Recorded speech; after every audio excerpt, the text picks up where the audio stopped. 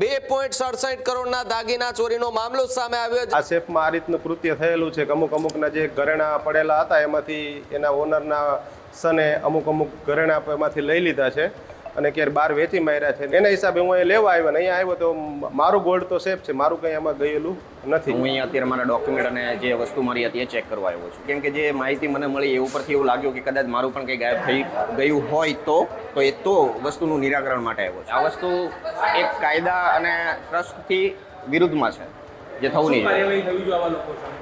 કડકમાં કડક, કેમ કે આવું બીજા કોઈ સાથે થાય નહીં।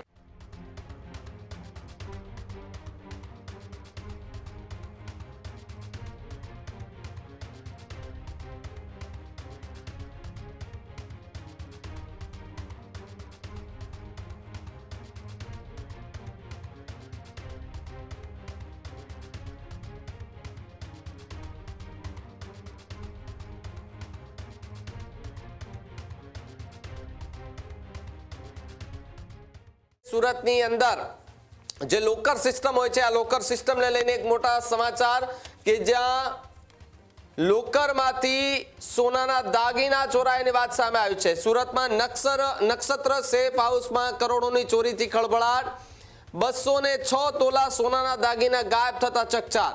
2.67 કરોડના દાગીના ચોરીનો મામલો સામે આવ્યો, જ્યાં સિંગણપુર બ્રાન્ચમાં ગ્રાહકો જે છે તે મોટી સંખ્યામાં પહોંચી ચૂક્યા છે।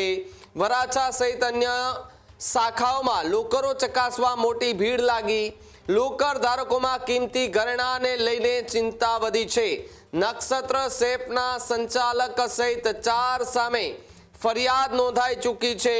પિતા પુત્ર અને લોકર બ્રેકર સામે એક પોલીસ કાર્યવાહી થઈ છે। પૂર્વ આયોજિત કાવતરાની સુરત પોલીસને શંકા છે, જ્યારે ગ્રાહકોની ગેરહાજરીમાં લોકરો તોડ્યાનો આરોપ પણ લગાવાયો છે। લોકરમાંથી દાગીના કાઢી વેચી નાખવાનો આરોપ છે, જ્યારે સોશિયલ મીડિયા પર સમાચાર વાયરલ થતા લોકો જે છે તે પોતાના દાગીના તપાસવા માટે લોકર જ્યાં રાખેલા છે ત્યાં પહોંચી ચૂક્યા છે।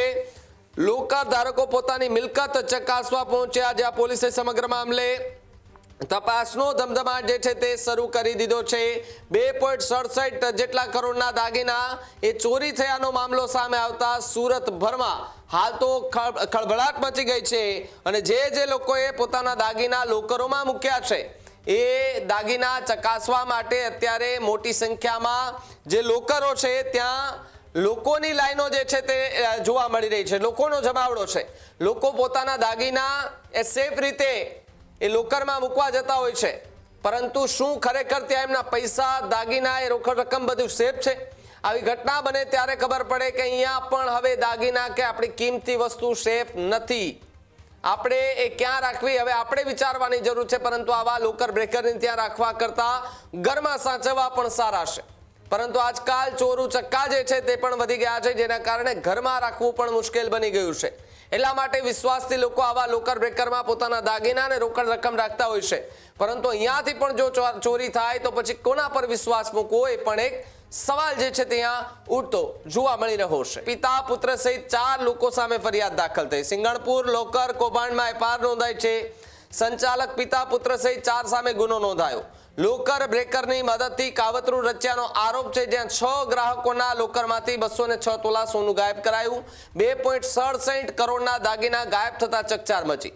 પોલીસે પિતા અને 2 પુત્રોની અટકાયત કરી, જ્યાં સિંગણપુર બાદ વરાછા બ્રાન્ચમાં મોટી સંખ્યામાં ગ્રાહકોની ભીડ જોવા મળી। લોકર ધારકો દાગીના ચકાસવા સેફ વોલ્ટ પહોંચ્યા। નક્ષત્ર સેફ હાઉસ બહાર અફરાતફરીનો માહોલ પણ સર્જાયો હતો। પૂર્વ આયોજિત કાવતરાની દિશામાં પોલીસ તપાસ થઈ રહી છે, જ્યારે સીસીટીવી ફૂટેજના આધારે તપાસ વધુ તેજ થઈ રહી છે। બીએનએસની વિવિધ કલમો હેઠળ ગુનો દાખલ કરી અને પોલીસે કાર્યવાહી વધુ તેજ કરી છે।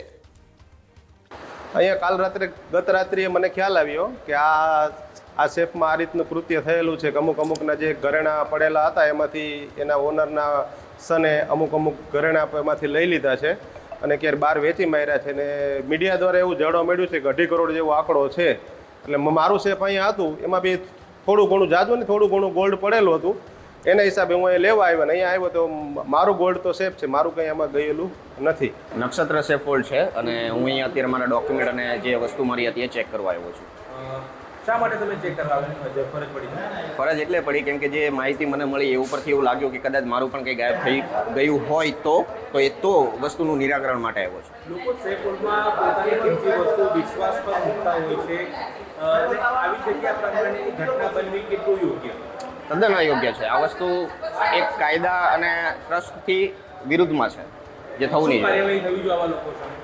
કડકમાં કડક, કેમ કે આવું બીજા કોઈ સાથે થાય નહીં. ખેડૂત ભાઈઓ છે ખેતરમાં ડ્રોન ઉડાવતા હોય છે ત્યારે આપણે એક પ્રશ્ન સતાવતો હોય છે કે જે આપણે અત્યાર સુધી જીપીએસ ટેકનોલોજી વાળા ડ્રોન વાપર્યા છે, જેથી કરીને મોબાઈલ ટાવર છે અથવા તો હાઈ ટેન્શન લાઈન પસાર થતી હોય, કોઈ વૃક્ષો હોય, ત્યારે જે જીપીએસ ટેકનોલોજી વાળા ડ્રોન છે એમાં ટકરાય અને ટ્રેસ થાય છે. પણ એગ્રીવન લાવ્યું છે GNSS ટેકનોલોજી ડ્રોન, જેથી કરીને એ ડ્રોન છે એ કોઈ જગ્યાએ ટકરાય નહીં, પોતાની રીતે જ ડિસિઝન લે છે અને મૂવ થઈ જાય છે, જેથી કરીને GNSS ટેકનોલોજી ડ્રોન છે એ વાપરવાનો આગ્રહ રાખો. અત્યારે જ ન્યૂઝરૂમ ગુજરાતની યુટ્યુબ ચેનલને સબસ્ક્રાઇબ કરો અને ઇન્સ્ટાગ્રામ અને ફેસબુક પર ફોલો કરો. અપડેટ રહો, સત્યની સાથે રહો.